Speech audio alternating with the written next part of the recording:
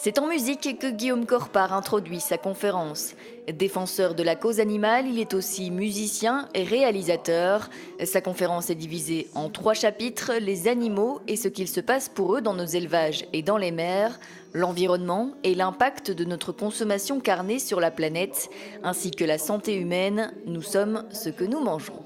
Ce qu'on mange aujourd'hui, en général, c'est soit industriel, c'est-à-dire des plats transformés, avec beaucoup de protéines animales, beaucoup d'animaux et beaucoup de produits laitiers, ce qui est lié vraiment, aujourd'hui on le sait, directement à nos maladies modernes. Le diabète type 2, l'obésité, les maladies cardiovasculaires, beaucoup de cancers.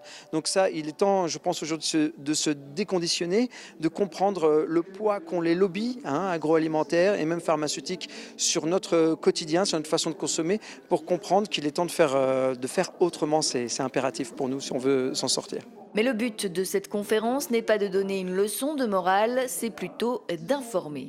Tout le monde aime la planète, tout le monde a envie de s'en sortir, tout le monde a envie de laisser une planète propre à ses enfants, tout le monde a envie d'éviter le cancer par exemple, tout le monde a envie de voir les animaux bien traités. Donc de plus en plus de gens se posent cette question et viennent à cette conférence parce que c'est dans l'air du temps. Les gens veulent savoir, veulent comprendre et veulent être acteurs de leur consommation de plus en plus. C'est le cas d'Anne, devenue végétarienne depuis 3 ans et végétalienne depuis ce 1er janvier 2018. Déjà bien informée sur le sujet, elle souhaitait découvrir comment Guillaume Corpart partageait son discours en faveur des animaux. Elle est touchée de voir autant de monde présent à cette conférence qui affichait sold out. J'étais à leur place il n'y a pas tellement longtemps, dans la dissonance cognitive. Mon papa est boucher.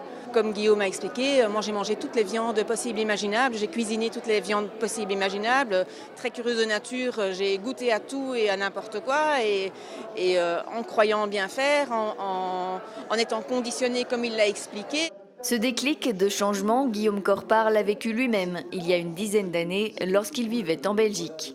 C'est grâce à sa poule qu'il a vécu un choc. J'avais mon poule sur mon épaule et j'adorais cette poule. Jamais j'aurais voulu qu'on lui fasse du mal. Et je mangeais des bouts de poulet, de temps en temps je lui en donnais. Vous voyez ? Et je me suis choqué moi-même. Je me dis, mais qu'est-ce que tu es en train de faire, Guillaume ? Qu'est-ce que c'est que ça ? Tu les aimes, tu les protèges et tu as accepté que les autres vivent un enfer pour qu'elles arrivent dans ton assiette. Et de fil en aiguille, j'ai décidé d'arrêter de manger les animaux, mais aussi j'ai compris quel impact ça avait sur cette planète et surtout quel impact ça avait sur mon corps.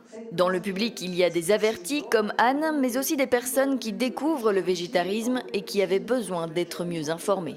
Je ne pouvais pas imaginer que cette conférence serait à la portée de tout le monde, aussi difficile mais facile à entendre. Et peut-être même qu'aujourd'hui, j'ai l'impression que ce sera encore plus facile à mettre en place que ce que je pouvais le penser. Invité par le Rêve d'Aby, refuge pour animaux de ferme et chevaux, Guillaume Corpart a tenu à saluer le travail fait par les bénévoles au quotidien. On s'aperçoit ici que les êtres sensibles, par exemple les cochons, les poules, les vaches, sont autre chose que des nuggets, que des steaks, etc., qu'on peut avoir des rapports vraiment amicaux avec eux, qu'ils sont vraiment sensibles, qu'ils ont des émotions, que ce sont des individus. Donc ce genre de refuge est vraiment à suivre, à encourager. Après la conférence, un buffet végétal était à déguster pour continuer à partager sur les informations reçues aujourd'hui. Des informations qui ont parfois ému certaines personnes présentes dans le public.